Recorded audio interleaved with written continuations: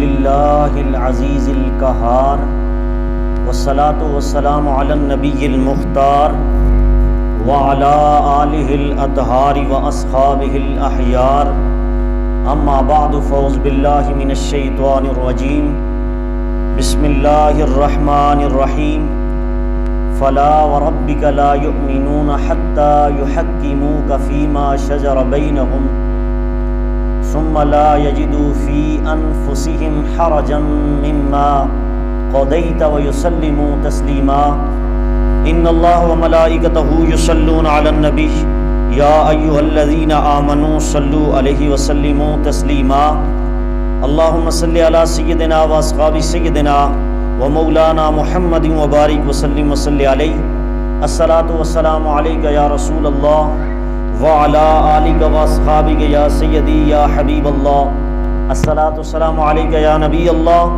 وعلى آلك واصحابك يا شفيع المذنبين۔ اللہ تبارک تعالی جل جلالہ وعم نوالہ اعظم شانہ واتم برہانہ کی حمد و ثنا اور حضور سرور کائنات جناب محمد الرسول اللہ صلی اللہ علیہ وسلم کے دربار گور میں ہدیہ درود و سلام عرض کرنے کے بعد نہایت ہی معزز سامعین و ناظرین، اللہ رب العزت کا لاکھ لاکھ شکر ہے کہ اللہ رب العزت نے جمعۃ المبارک کا پھر مقدس دن ہم سب کو نصیب فرمایا، اور اس کا لاکھ لاکھ شکر یہ کہ اس رب العزت نے ہم سب کو اپنے پیارے مصطفیٰ کریم کی شان کو سننے اور سنانے کی توفیق عطا فرمائی۔ اللہ رب العزت ہمیں قرآن کے فہم اور ابلاغ کو سمجھنے کی توفیق عطا فرمائے۔ حضرات محترم، گزشتہ جمعۃ المبارک ہماری پہلی نشست اختیارات مصطفیٰ کے حوالے سے تھی، آج ہماری دوسری نشست اختیارات مصطفیٰ کے حوالے سے ہوگی۔ اس پر قرآن و سنت کے دلائل پیش کیے جائیں گے۔ اللہ رب العزت ہم سب کو حضور کی شان کریمی کو صحیح سمجھنے کی توفیق عطا فرمائے۔ حضرات محترم، گزشتہ جمعۃ المبارک جیسا کہ میں نے اختیارات مصطفیٰ پر اعتراضات کے جوابات آپ احباب کے سامنے قرآن سے پیش کیے تھے، آج پھر 2-3 آیتیں پیش کر کے میں انشاءاللہ پھر اپنا موضوع صحیح قرآن و سنت کے عنوان پر دلائل کے اس بات پر انشاءاللہ میں آپ احباب کے سامنے بیان کروں گا۔ تو یاد رکھیے، جب بھی قرآن کی آدھی آیت پڑھی جائے گی تو اختلاف ہوگا، جھگڑا پڑ جائے گا۔ اس حوالے سے میں نے 3 آیات کریمہ قرآن سے پڑھنے کا شرف حاصل کیا تھا۔ ایک تو سورہ النساء کی آیت نمبر 143 اور دوسری آیت سورہ الاعراف کی آیت نمبر 188، یہ پڑھنے کا شرف حاصل کیا تھا۔ تو آج اسی حوالے سے میں اگلی آیت آپ احباب کے سامنے پیش کرنے لگا ہوں۔ یہ سورہ جن کی آیت نمبر 27 تا 27 پڑھنے کا شرف حاصل کر رہا ہوں۔ اس آیت کو بھی پڑھ کر حضور علیہ الصلوۃ والسلام کے اختیارات علم پر اعتراض کیا جاتا ہے۔ تو سمجھ لیجئے، قرآن مجید کی یہ سورہ جن کی آیت نمبر 26 کا حصہ پڑھ کر حضور علیہ الصلوۃ والسلام کے علم کی نفی کی جاتی ہے کہ حضور کے پاس یہ بھی نہیں ہے، وہ بھی نہیں ہے۔ تو آئیے ہم نے پورے قرآن کی اوپر ایمان رکھتے ہوئے پورے قرآن کا مطالعہ کرنا ہے۔ اس لیے قرآن مجید کی وہ جو آیت پیش کر کے حضور کے علم پر اعتراض کیا جاتا ہے وہ سورہ جن کی آیت نمبر 26 ہے۔ اس میں اللہ رب العزت ارشاد فرماتا ہے، عالم الغیب فلا یظہر علی غیبہ احدا۔ اللہ ارشاد فرماتا ہے علم غیب، عالم الغیب فلا یظہر، کسی ایک پر بھی ظاہر نہیں کرتا، کسی ایک کو بھی نہیں دیکھتا۔ احدا کا لفظ اس کا معنی ہے ایک، کسی ایک کو بھی اپنا علم غیب دیتا نہیں ہے، ظاہر نہیں کرتا۔ تو یہاں اس آیت کا آدھا حصہ پڑھ کر یہ کہا جاتا ہے کہ اللہ خود قرآن میں کہہ رہا ہے کہ علم غیب کسی کو ظاہر نہیں کرتا، اللہ کسی کو عطا نہیں کرتا۔ تم تو کہتے ہو نبی بھی جانتے ہیں اور نبیوں کے نبی جناب محمد رسول اللہ بھی جانتے ہیں، اور یہاں تک کہ تم تو ولیوں کے بارے میں بھی عقیدہ رکھتے ہو۔ میں نے کہا آئے، ہم نے آدھی قرآن کی آیت نہیں پڑھی، ہم نے پوری قرآن کی آیت پڑھی۔ آئیے اب اگلا حصہ پڑھتے ہیں۔ تو جس آیت سے انہوں نے اس کا اعتراض اٹھایا تھا کہ قرآن کہتا ہے عالم الغیبی فلا یظہر علی غیبی احدا، کون ہے جو اللہ کے علم کو جان لے؟ واحد وہ اللہ کی ذات ہے جو علم غیب جانتی ہے اور کوئی نہیں جانتا۔ یہ آدھا حصہ پڑھا، لیکن جب ہم نے قرآن کی اگلی آیت نمبر 27 کو پڑھا تو ہمیں حضور کی شان کا پریرا اڑتا ہوا نظر آیا۔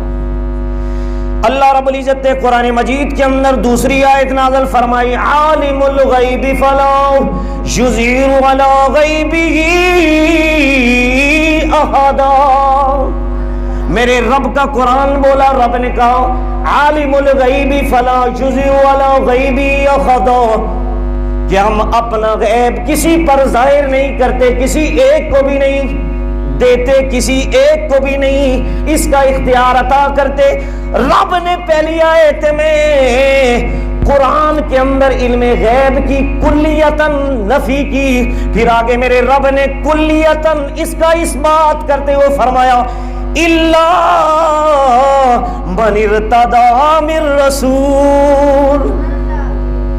رب نے کہا مگر جن رسولوں پہ وہ رب راضی ہو جائے انہیں علم غیب عطا کر دیتا ہے۔ پتہ یہ چلا آدھی آیت سے یہ ثابت ہوتا ہے کہ کوئی بھی علم غیب نہیں جانتا، فقط اللہ کی ذات جانتی ہے۔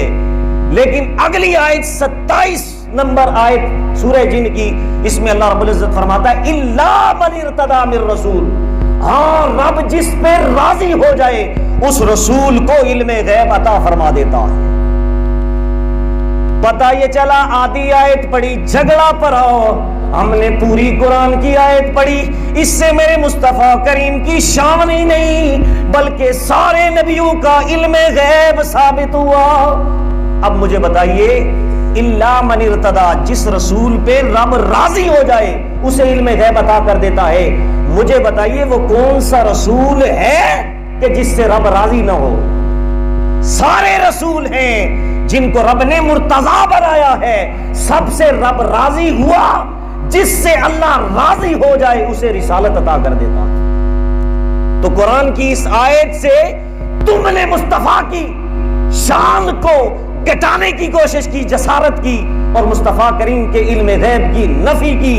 اسی آیت کا اگلا حصہ بتا رہا ہے مصطفیٰ تو مصطفیٰ ہیں، ہم نے مصطفیٰ کے وسیلے سے سارے رسولوں کو علم غیب عطا کر دیا۔ پتہ یہ چلا ہم آدھی نہیں پڑھتے، پوری پڑھتے ہیں۔ یہی عقیدہ اہل سنت کا امتیاز ہے۔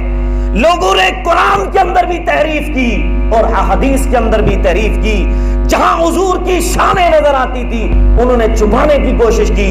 امام اہل سنت الشاہ احمد رضا خان فاضل بریلوی نے پورے قرآن کے اندر جہاں جہاں بھی لفظ نبی آیا ہے اس کا ترجمہ یہ کیا اے غیب جاننے والے۔ کیوں؟ باقی علماء نے بھی، باقی مفسرین نے بھی قرآن کا ترجمہ کیا۔ ذہن میں خیال آتا ہے انہوں نے کیوں نبی کا معنی غیب والا نہیں لکھا کہ غیب جاننے والا، اے غیب جاننے والے، یعنی کہ نبی کا معنی انہوں نے کیوں نہیں لکھا؟ ذہن میں خیال آتا ہے کیا ان کے پاس علم نہیں تھا؟ علم تھا، انہوں نے تفسیریں لکھی، ترجمہ لکھا، علم تو تھا، مصطفیٰ کی محبت نہ تھی، اسی لیے انہوں نے نبی کا ترجمہ نبی ہی لکھ دیا۔ میں نے کہا تم ابراہیم کا معنی نہ لکھو، ابراہیم نام ہے، محمد کا معنی نہ کرو، یہ نام ہے، اسم ہے، نبی تو شان ہے، یہ رب کی طرف سے عطا کرنے والا ایک مقام ہے، ایک شان نبوت ہے، اس کا بھی ایک معنی ہوتا ہے۔ تو پتہ یہ چلا سارے لوگوں نے قرآن کے ترجمے کیے، نبی کا معنی نبی کیا ہے، لیکن امام اہل سنت الشاہ احمد رضا خان فاضل بریلوی علیہ رحمہ نے کنز الایمان کے اندر پورے قرآن کے اندر جہاں جہاں بھی نبی آیا اس کا معنی یہی کیا ہے اے غیب کی خبریں سنانے والے۔ پتہ یہ چلا قرآن سمجھنے کے لیے محبت مصطفیٰ، دامن مصطفیٰ کی ضرورت پڑتی ہے۔ ہم قرآن کو سمجھتے ہیں شان رسالت کی روشنی میں، مقام مصطفیٰ کی روشنی میں۔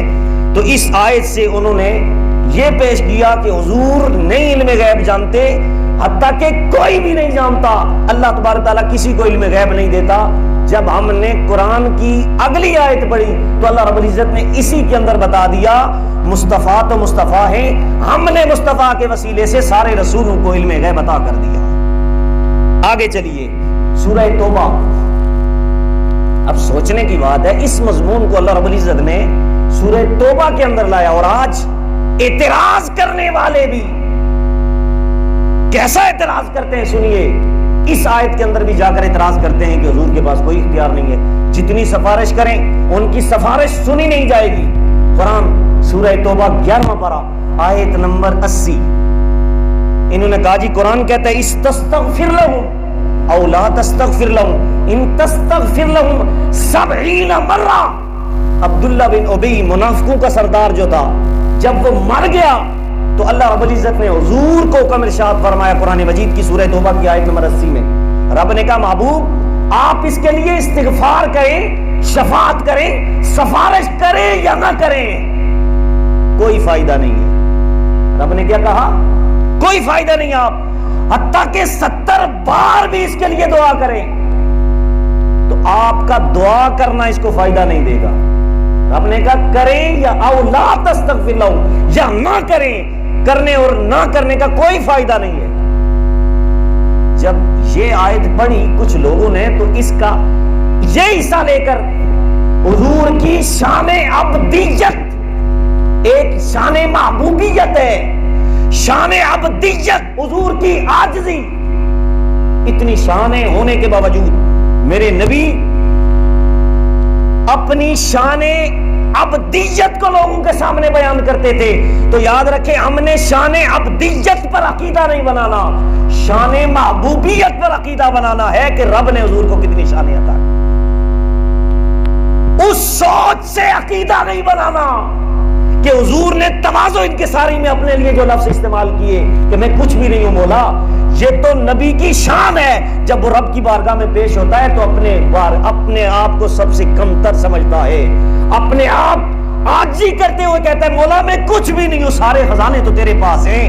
یہ تو نبوت کی شان یہی ہوتی ہے۔ کچھ لوگوں نے حضور کی عاجزی اور تواضع انکساری کو اپنا عقیدہ بنا لیا۔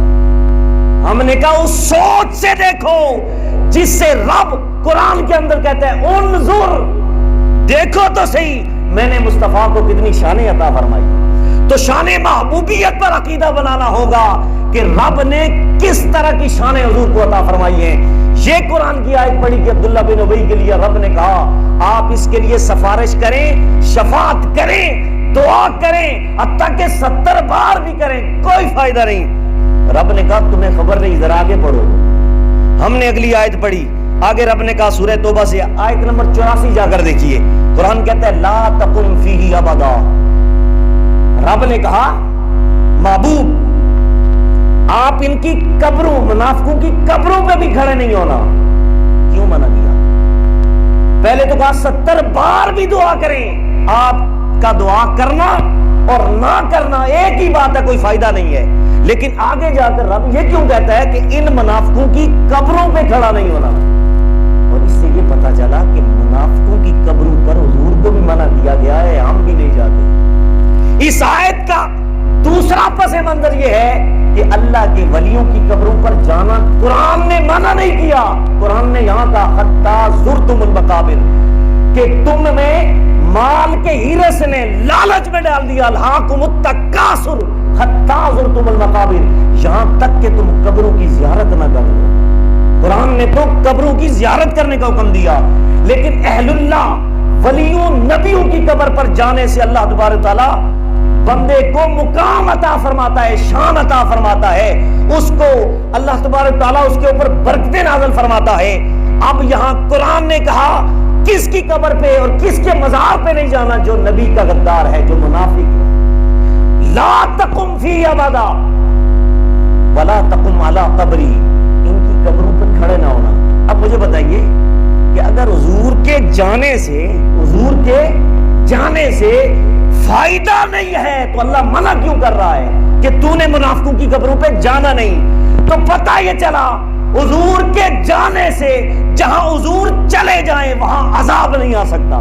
قرآن کہتے ہیں ما کان اللہ لیعذبہم وَأَنْتَ فِيهِمْ رَسُولًا، پیارے مصطفیٰ جب تو ان میں موجود ہے تب تک میں ان پر عذاب نازل نہیں کر سکتا۔ تو پتہ یہ چلا حضور کے جانے سے فائدہ تھا ہی، تو رب کہہ رہا ہے وَلَا تَقُمْ عَلَىٰ قَبْرِي، اے محبوب منافقوں کی قبروں پہ کبھی نہ چلے جانا، کیوں جب آپ کے قدم چلے جائیں گے عذاب منتظر ہے، اس وقت تک عذاب نہیں آ سکتا جب تک آپ کھڑے رہیں گے، اس لیے آپ قبر سے ہٹ جائیں تاکہ عذاب آئے، کیونکہ یہ آپ کا غدار ہے، یہ آپ کی گستاخیاں کرتا تھا یہ عبداللہ بن ابی، اس لیے رب نے کہا اس کی قبر پہ نہ جانا۔ تو پتہ یہ چلا اگلی آیت میں اللہ کہتا ہے تیرے جانے سے فائدہ ہوتا ہے، تیرے کھڑے ہونے سے فائدہ ہوتا ہے، اس لیے میں تجھے کہہ رہا ہوں کہ اس کی قبر پہ نہ کھڑے ہونا۔ اس سے پہلے حکم نہیں تھا، اس سے پہلے منافقوں کے جنازے بھی پڑھے جاتے تھے، لیکن جب عبداللہ بن ابی مرا تو اس کے بعد رب نے آیتیں اتار دی کہ آج کے بعد محبوب ان منافقوں کی قبروں پہ بھی نہیں جانا، اور آگے کہا وَلَا تُصَلِّي، اور ان کا جنازہ بھی نہیں پڑھنا، اور ان کا جنازہ پڑھانا بھی نہیں ہے، ان کا جنازہ پڑھانا بھی نہیں ہے۔ آپ مجھے بتائیں اگر جنازہ پڑھانے اور نہ پڑھانے سے کچھ نہیں ہوتا تو پھر اللہ منع کیوں کر رہا ہے؟ منع اس لیے کر رہا ہے کہ جس کا تو جنازہ پڑھا دے گا وہ تو بخشا ہوا ہے، اس کے لیے تو دعا کی بھی ضرورت نہیں ہوتی۔ لوگ کہتے ہیں تم ثابت کرو کہ جنازے کے بعد تم دعا کرتے ہو، تو یہ کہاں سے ثابت ہے؟ میں نے کہا کیا نبی نے دعا کی کسی کے لیے؟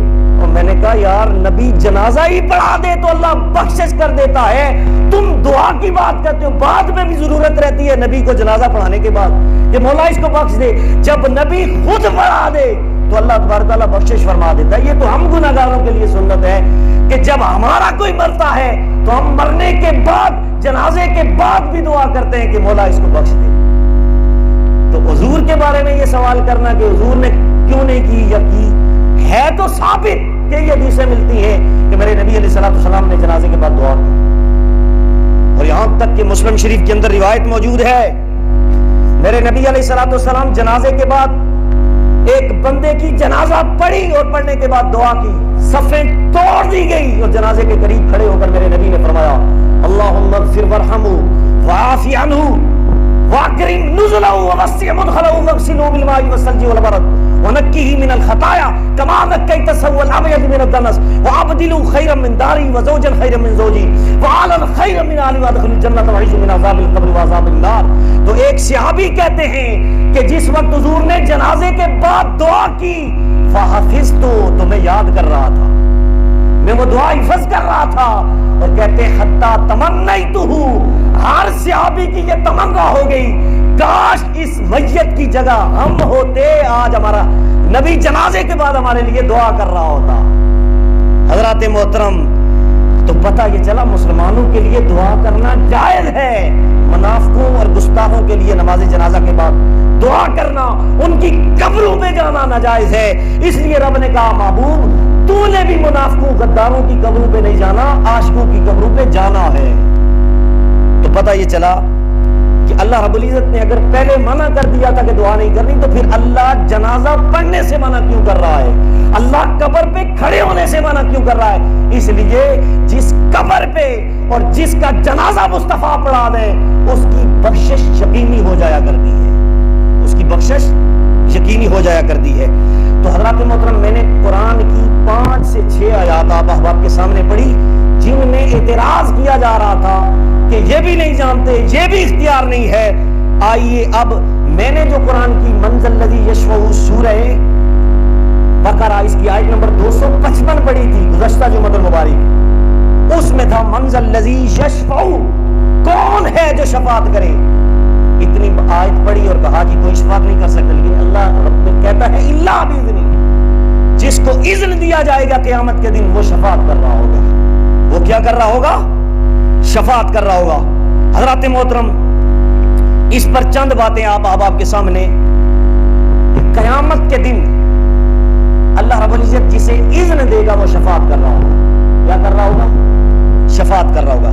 بخاری شریف حدیث نمبر 7510، اسی طرح دوسرے مقام پر بخاری شریف کے 6573، اور اسی طرح حدیث نمبر 22 اور اسی طرح 6560 چوتھے مقام پر، اور پانچویں مقام پر 7509. یہ انٹرنیشنل نمبرنگ کے مطابق بخاری کے اندر 5 جگہ حدیث موجود ہے کہ قیامت کا دن ہوگا، قیامت کا دن ہوگا. عَسَىٰ أَن يَبْعَثَكَ رَبُّكَ مَقَامًا مَحْمُودًا. میرا رب مصطفیٰ کریم کو مقام محمود پر بٹھائے گا. کہاں پر بٹھائے گا؟ 2 کرسیاں ہوگی قیامت کے دن میدان قیامت میں. ایک کرسی پر میرا رب اپنی شان کے مطابق بیٹھے گا، جس طرح اس کی شان ہے، اس کا مقام ہے. اور دوسری کرسی کس کے لیے ہوگی؟ میرے مصطفیٰ کے لیے. اتنا بڑا ادب، اتنی بڑی رسپیکٹ.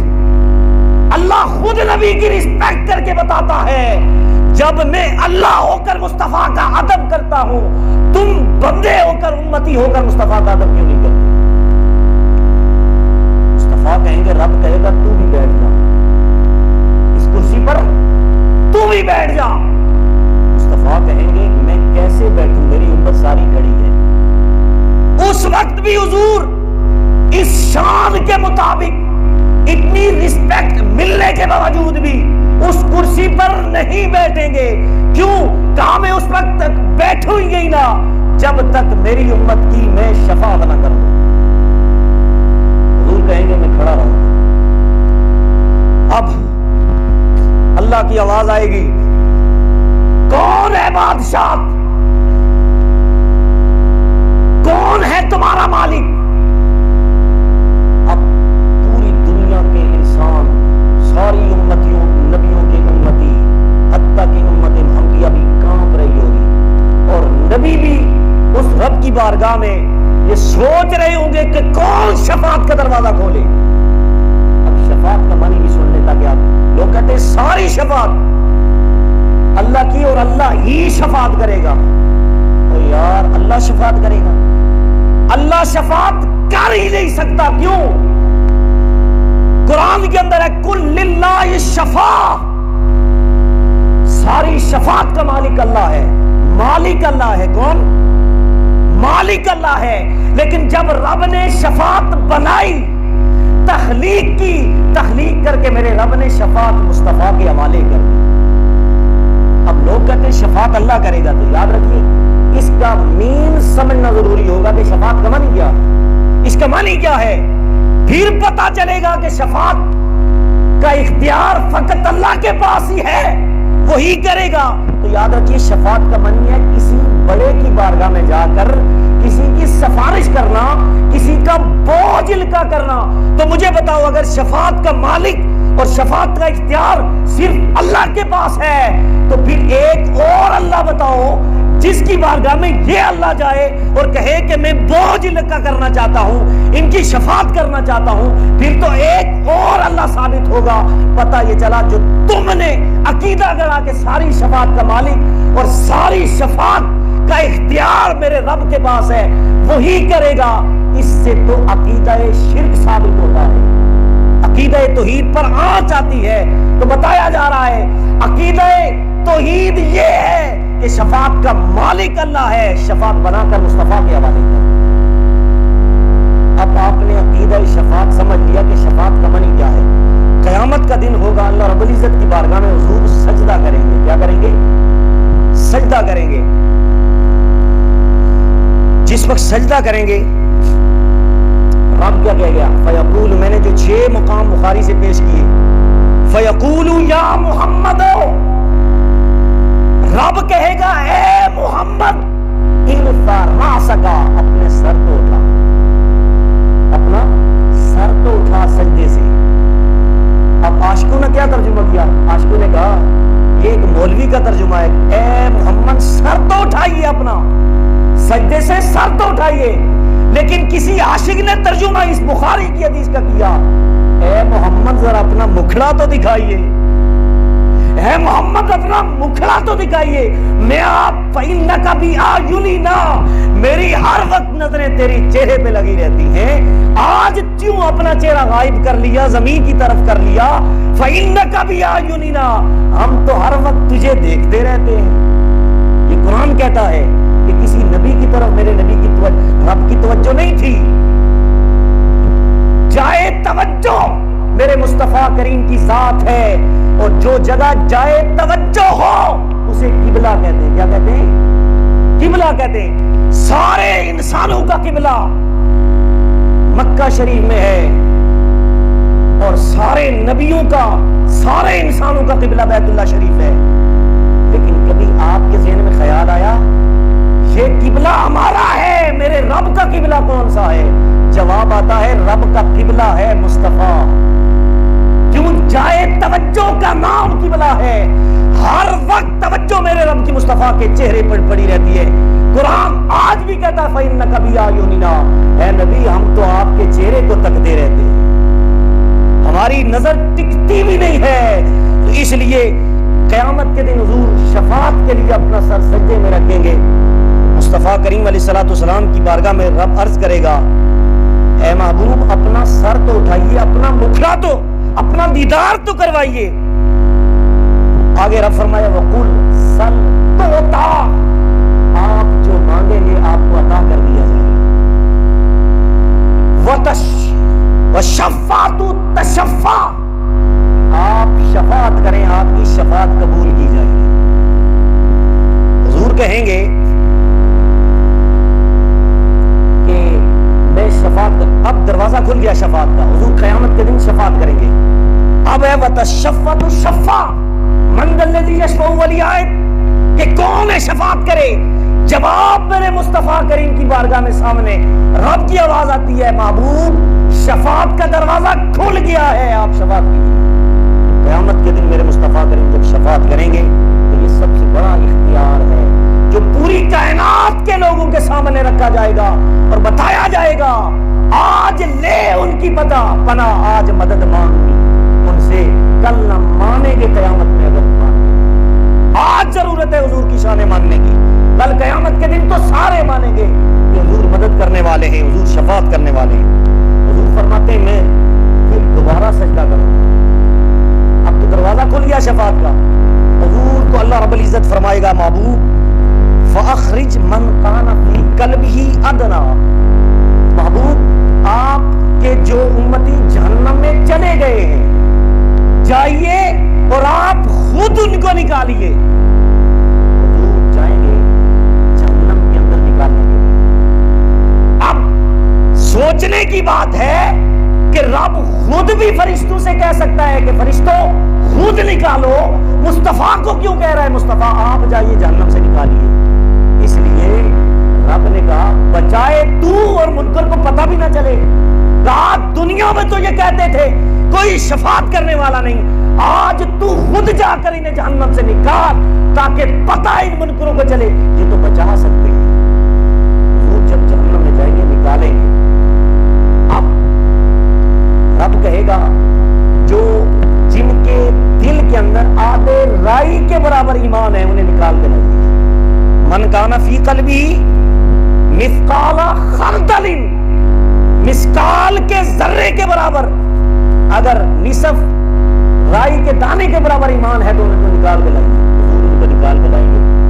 پھر رب کہے گا اب محبوب من کان فی قلبی ادنا ادنا ادنا، پھر نصف رائی کے دانے سے بھی کم، پھر اس سے بھی کم، پھر اس سے بھی کم، جس کے دل میں ایمان ہے اسے نکال کے لائیں گے. اب مجھے بتائیے جہنم کے اندر کیا ایسے دروازے ہیں، ایسے کمرے ہیں جن میں لکھا ہوا ہے کہ اس کمرے کے اندر جہنمی وہ ہیں کہ جن کا آدھی رائی کے برابر ان کے دل میں ایمان ہے، اور یہ وہ والے ہیں کہ جن کا ان سے بھی کم ہے، پھر اس سے بھی کم ہے.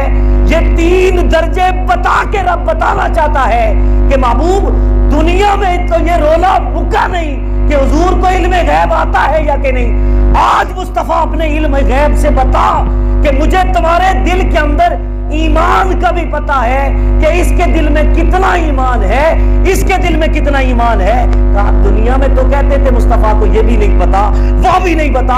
آج علم غیب کا اظہار تو کر، ہر ایک کو جہنم سے نکال اور اسے بتا کہ تجھے اپنے علم اپنے ایمان کا پتا نہیں، مجھے تو تیرے ایمان کا بھی پتا ہے. تو پتا یہ چلا اس یہ حدیث شفاعت جو ہے یہ قیامت کے دن اس سے دو عقیدے ثابت ہوتے ہیں. ایک تو حضور کا علم غیب، اور قیامت کے دن حضور جو بچائیں گے یہ اللہ رب العزت کی شان دی ہوئی مصطفیٰ کا عالم یہ ہوگا کہ قیامت کے دن حضور ہم سب کی شفاعت کریں گے. حضرات محترم ٹائم ہو چکا ہے، اس لیے نیکسٹ جمعۃ المبارک انشاءاللہ پھر ہم اگلے دلائل آپ کے سامنے قرآن کی 12 سے 15 آیات ایسی پڑھیں گے جس میں اللہ رب العزت یہ بتائے گا کہ ہم نے حضور کو یہ شان عطا فرمائی ہے. اللہ رب العزت سے دعا ہے کہ اللہ پاک ہمیں